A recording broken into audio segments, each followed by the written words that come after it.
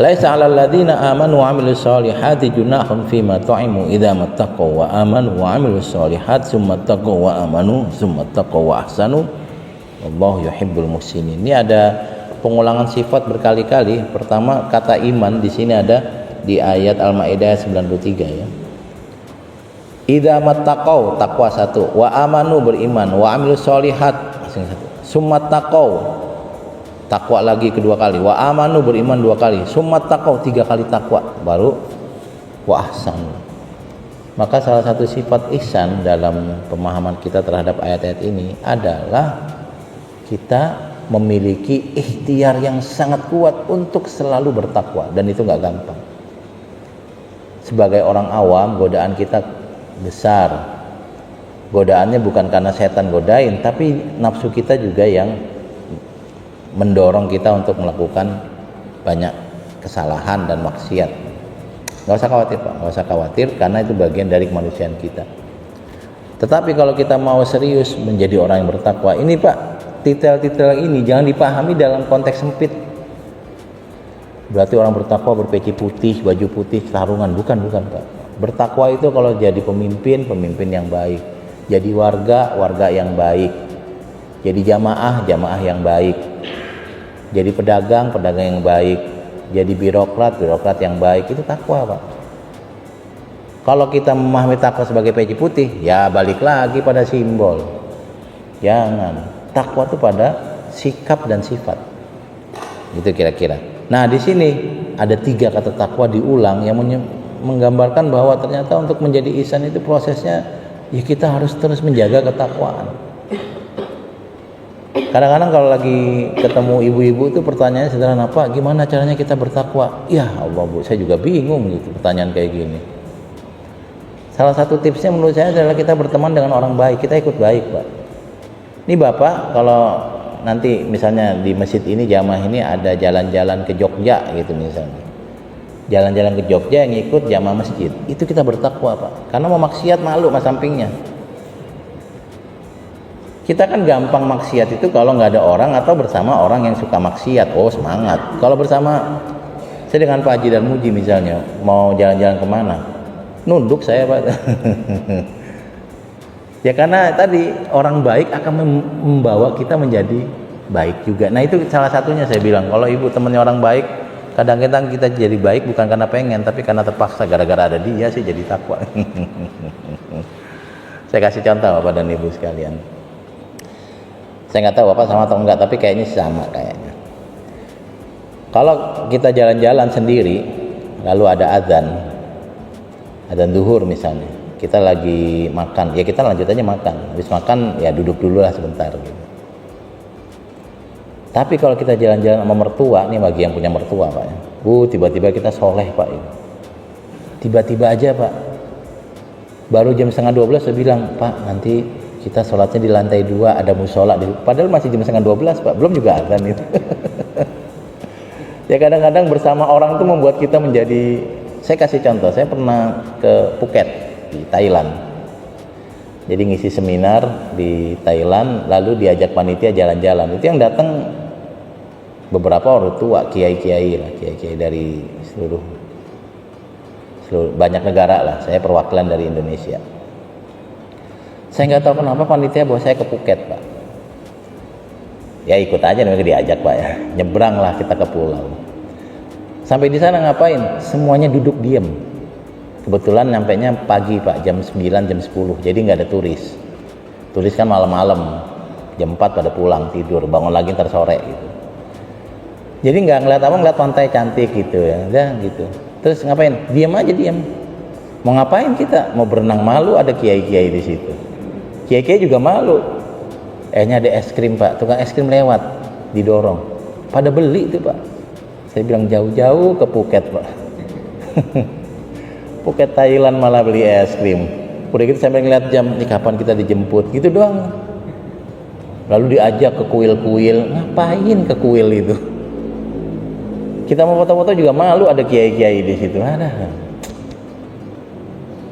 Akhirnya gimana? Ya karena satu bus semuanya adalah dosen dan kiai, ya akhirnya kita jadi orang baik semua itu.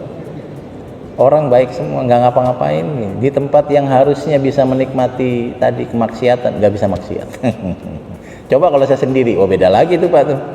Saya sendiri, wah puket nih, nggak ada yang tahu nih. Tapi karena berteman dengan orang baik, jadinya tidak melakukan itu. Nah ini beberapa sifat dari muhsinin yang nanti kita ukur kita punya atau tidak. Saya mau lanjut ke ayat ini Pak. Ayat yang di Ali Imran 134 135 tentang orang yang ihsan. Walladzina idza fa'alu fahishatan aw dzalamu anfusahum dzakarullah. Ini yang menyenangkan bagi saya. Ciri dari orang yang muhsinin adalah orang-orang yang ketika melakukan kesalahan, melakukan maksiat, yaitu kita ini maksiat, dzakarullah, cepat ingat Tuhan. Orang yang disebut ihsan dan bertakwa itu bukan orang yang nggak punya dosa. Salah. Semua orang pasti punya dosa, kecuali Nabi. Nggak ada orang nggak punya dosa tuh, kecuali Nabi Pak ya. Kalau ada yang bilang saya nggak punya dosa Pak, itu dosa karena bohong. Beneran saya nggak punya dosa, dua-dua dosanya. Dosa pertama bohong, yang kedua beneran saya nggak dosa, itu dosa lagi, dua dosa. Demi Allah Pak saya nggak punya dosa. Nah dari tiga tuh, bohong 2 kali, sumpah palsu 1 kali.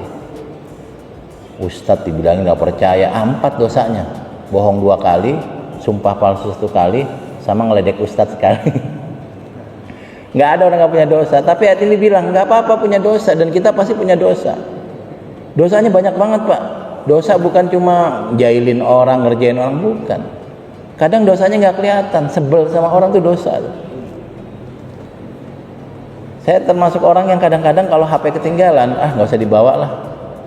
1 hari saya nggak pegang HP itu kayaknya lebih aman otak saya tuh. Daripada baca berita-berita yang rupiah sekian dolar, ya Allah sedih lagi. Padahal saya nggak punya dolar juga, rupiah juga dikit. Apa yang mau dibeda-bedain? Yang penting di rumah ada beras buat makan, gitu, bayar SPP anak, cukup buat kebutuhan, udah. Tapi kadang-kadang kita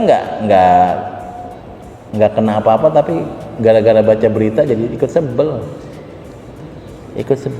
Sebel lagi. Misalnya kemarin ada berita perempuan hamil ditendang preman, ya kejadiannya di mana ikut sebel juga gitu. Nah orang yang berdosa lalu ingat Tuhan dan minta fastaghfaru lidzunubihim, itu ihsan dan muttaqin, muhsinin dan muttaqin. Jadi kita inilah bisa, bukan orang nggak punya dosa, bukan, tapi orang yang dosa lalu minta maaf.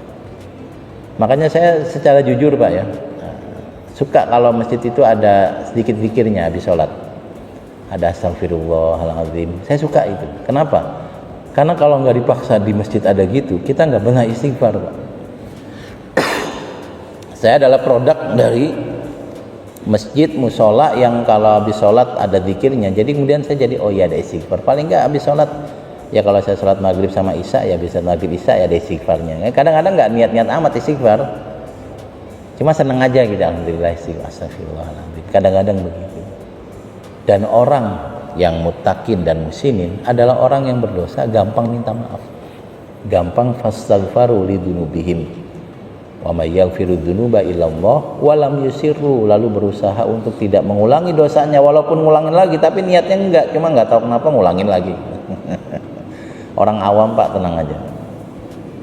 Muttaqin muhsinin tidak tertutup buat kita, karena sifatnya gampang tapi susah tapi gampang. Maafin orang gampang, ya saya maafin, tapi susah juga, mulut doang maafin, hati mah enggak, gitu kira-kira. Istighfar juga sama, astagfirullahaladzim gitu. Kadang-kadang mikir, ya Allah semalam, ya Allah kemarin, ya Allah gitu. Banyak banget kalau mau diistighfarin kita itu. Wa may yaghfiru dzunuba illallah wa lam yusirru ala ma fa'alu wa hum ya'lamun. Dia tidak mengulangi perbuatan buruknya itu, berusaha tidak mengulangi, walaupun nanti mengulangi dia nggak pengen sebenarnya. Itulah orang yang muhsin dan orang yang muttaqin.